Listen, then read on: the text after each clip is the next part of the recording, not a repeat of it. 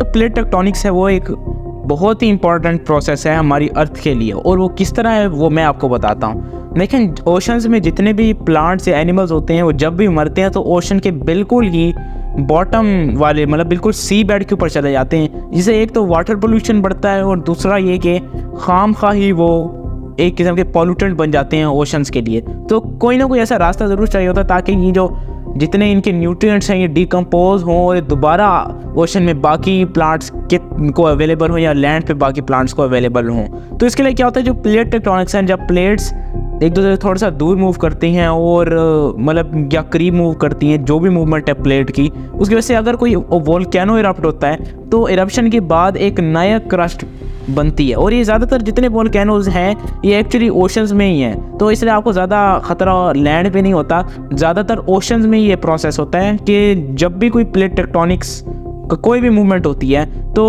जो मतलब कि वोल्केनोज हैं वो अपना लावा निकालते हैं और ये लावा जो है एक नया क्रस्ट बनाता है अर्थ के सरफेस के ऊपर। इससे ये होता है कि जो नीचे सबसे नीचे वाली लेयर है ओशन की, जिसके ऊपर जितने प्लांट्स एंड एनिमल्स हैं वो दोबारा इस लावा की मदद से ऊपर आ जाते हैं और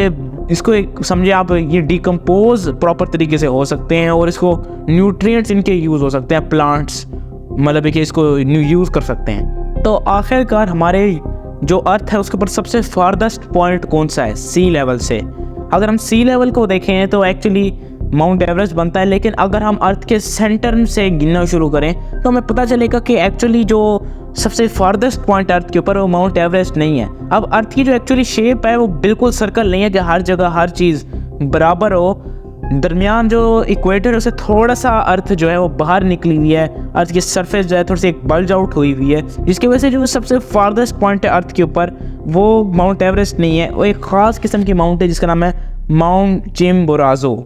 चिम्बोराजो। अब ये जो माउंट है क्योंकि एक पाई इक्वेटर में जाती है तो इसलिए हमें ऐसा लगता है कि ये सबसे फारदेस्ट पॉइंट है। अगर हम सिर्फ इसकी लेंथ को देखें तो ये माउंट एवरेस्ट से छोटी है, लेकिन क्योंकि ये इक्वेटर पे पाई जाती है तो थोड़ा बहुत बल्ज की वजह से ये सबसे फारदेस्ट पॉइंट बन गई है। तो अगर हम सारी लेयर्स को अपनी खोल दें अर्थ की तो हमें सबसे ज़्यादा कौन से सब्सटेंसेस देखने को मिलेंगे, जो मेनली चीज़ें हैं जो आपको सबसे ज़्यादा देखने को मिलेंगी पूरे अर्थ के ऊपर, तो वो आयरन है, ऑक्सीजन है और सिलिकॉन है। अब जो आयरन है वो तो आपको पता है कि मुख्तलिफ़ चीज़ों की मैन्युफैक्चरिंग के लिए यूज़ होता है, ऑक्सीजन भी आपको पता है। सिलिकॉन जो है वो माइक्रो प्रोसेसर्स और ख़ास तौर पर टेक्नोलॉजी के लिए यूज़ होता है और मुख्तलिफ और पर्पसेस के लिए भी सिलिकॉन को यूज़ किया जाता है। अगर परसेंटेज वाइज बताऊँ तो 32.1% आयरन हमारे अर्थ के ऊपर, 30% ऑलमोस्ट ऑक्सीजन, 15% सिलिकॉन और 40% मैग्नीशियम। अब ये सारी लेयर्स को मैं मिला रहा हूँ, यानी कोर को भी मिला रहा हूँ। कोर जो है वो एक्चुअली हमारा 80 से 90% है ही आयरन, और अगर हम अपनी क्रस्ट देखें तो इस क्रस्ट के अंदर 47% ऑक्सीजन पाई जाती है। तो हमारी अर्थ की जो मतलब कि सरफेस है वो 70% वाटर से ही कवर है, मतलब कि कवर्ड है। लेकिन